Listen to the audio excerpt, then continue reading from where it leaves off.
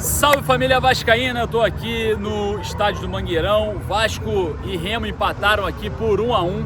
Jogo muito difícil, né? O campo aqui muito molhado. Vou trazer para vocês detalhe do gramado aqui, como ficou após essa partida.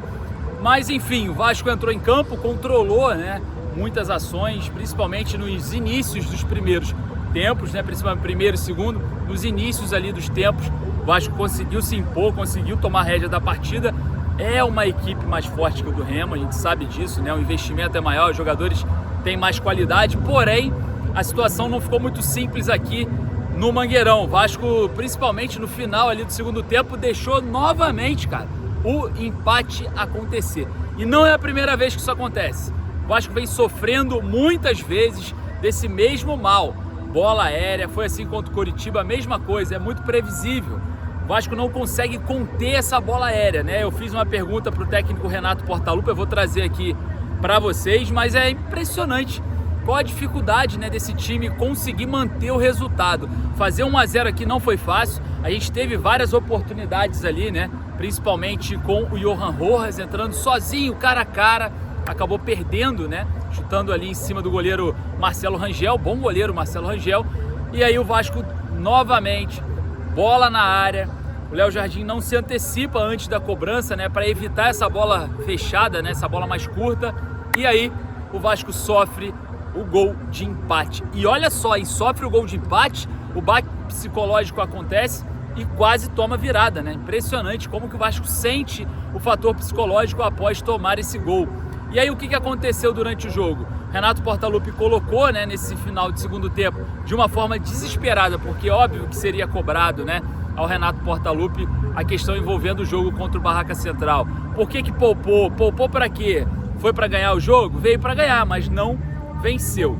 Então a gente precisa urgente entender alguns processos aqui no Vasco. Primeiro, eu acho que não é momento de poupar logo depois de uma data FIFA. Eu sei que a viagem é desgastante. Eu estive na Argentina e tô aqui em Belém do Pará. Eu sei que é desgastante. Eu não entro em campo, óbvio, é bem diferente. Mas os jogadores também são preparados, coisa que eu não sou, né? Então, se você não está preparado para encarar o calendário do futebol brasileiro, você vai entregar parcialmente o seu trabalho. E quando for entregar, tem que vencer, tem que ganhar os jogos. O Renato, eu acho que deu uma bagunçada nessa equipe, colocando 4 atacantes no segundo tempo. Ficou o Spinelli, o Brenner, o Andrés Gomes e o Marino Inestrosa, né, dentro de campo. Acabou que não deu certo. A gente sabe que o torcedor vem questionando muito o Marino Inestrosa, vem questionando muito o próprio Brenner, vem questionando muito os jogadores do Vasco. Mas enfim, o empate ficou com gostinho de derrota, né? Um empate sabor derrota.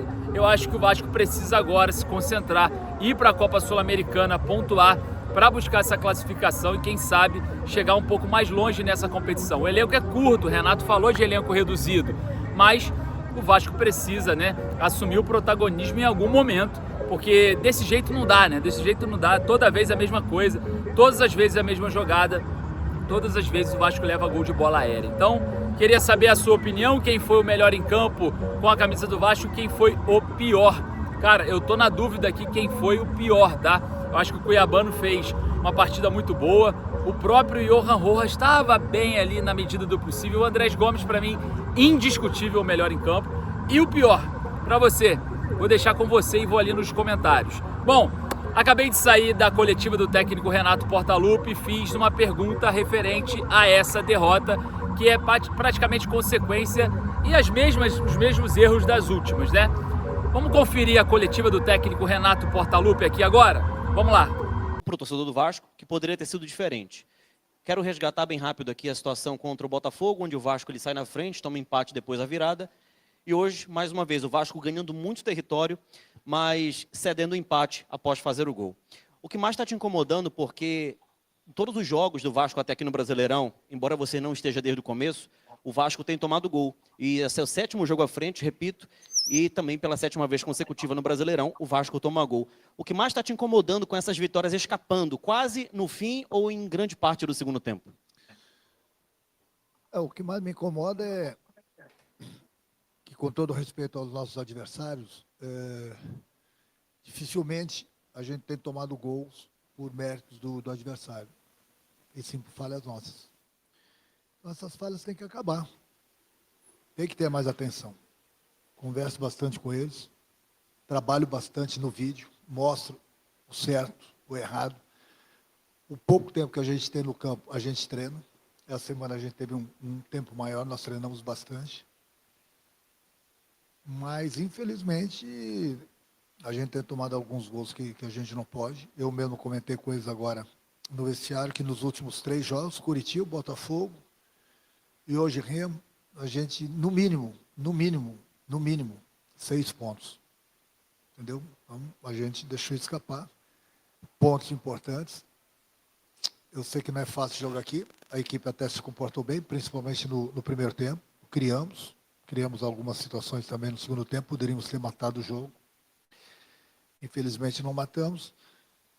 E mais uma vez nós tomamos um gol por falhas nossas, que nos custaram, infelizmente, mais 2 pontos que a gente deixou de ganhar.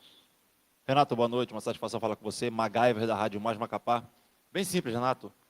Aonde foi que a tua equipe deixou de vencer a partida contra o Remo?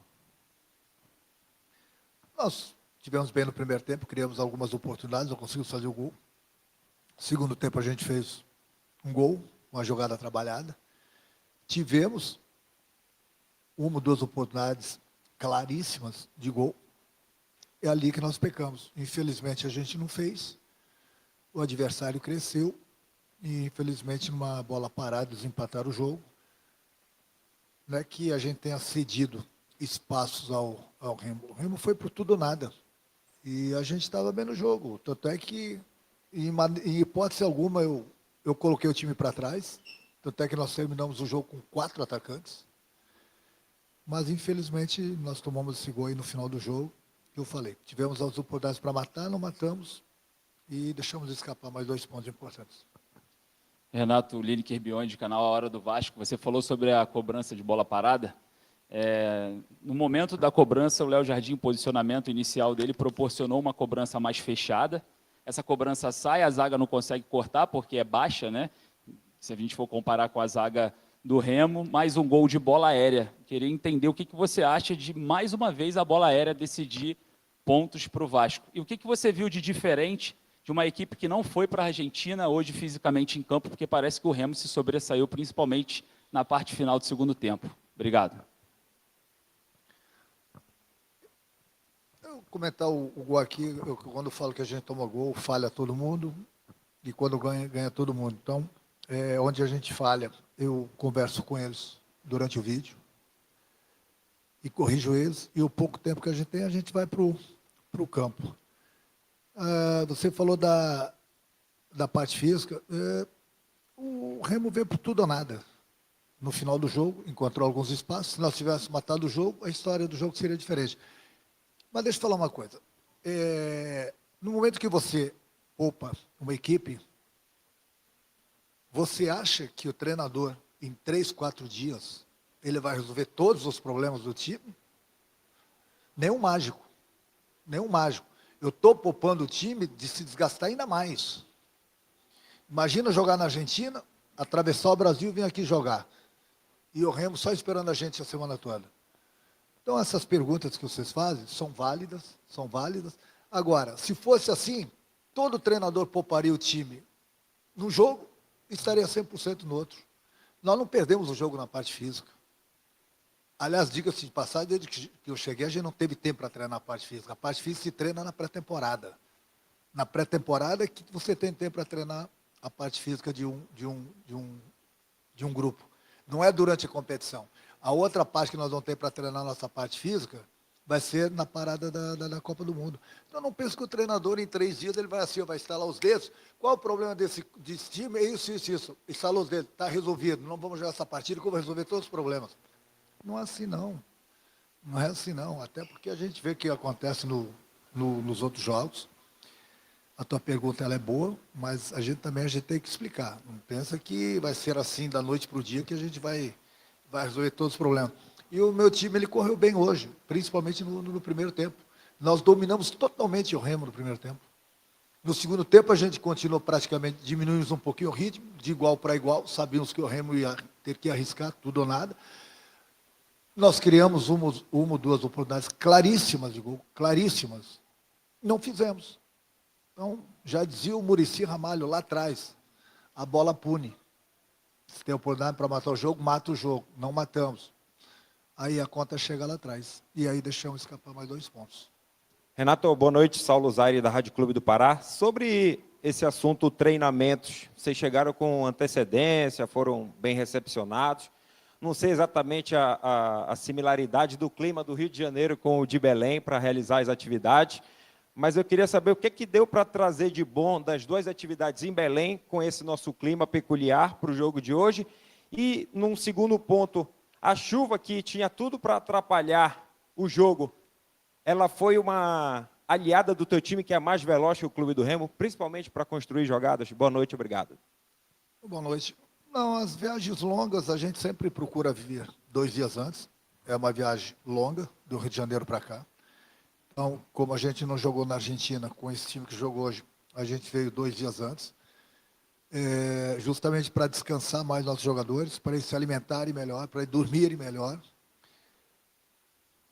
E quanto ao gramado, não é o clima daqui, o clima de lá.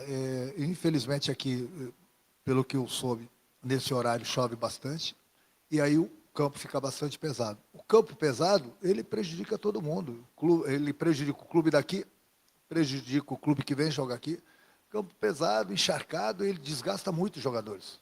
Então a gente não pode falar que A, B ou C foi beneficiado pela chuva. Se fosse assim, se seria beneficiado, o Remo seria beneficiado, porque está acostumado ao clima, acostumado à chuva.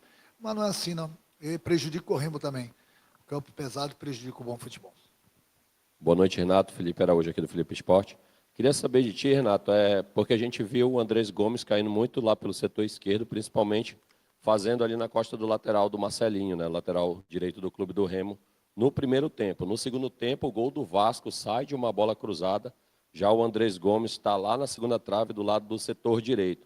Tu fez uma alternância com o Andrés Gomes nesse momento? Foi um pedido do Renato Gaúcho para fazer essa alternância durante principalmente ali o último terço do segundo tempo? Obrigado. Não foi, ele sabe que precisa ser feito isso.